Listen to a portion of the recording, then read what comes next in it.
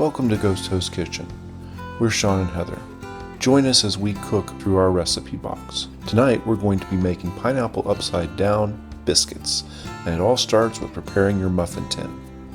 Now there's a few ingredients we're going to mix here and create a little syrup. It's going to be some lemon juice, brown sugar, some pumpkin pie spice. Just mix that up. This is a really quick dessert.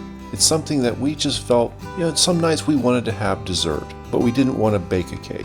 This little dessert makes individual servings that give you the taste of a pineapple upside down cake, but you don't have to spend a lot of effort making a full cake.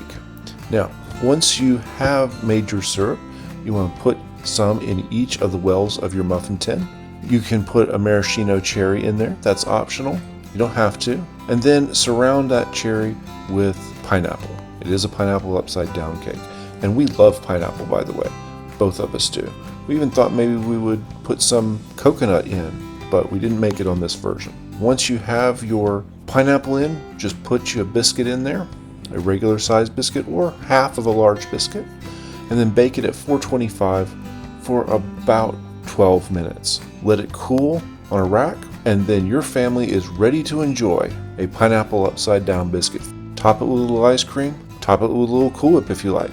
Either way, we love this recipe, and we think you will love this recipe as well. If you like this recipe, go ahead and subscribe, like, and hit the notify button. And thanks for watching from Ghost Host Kitchen.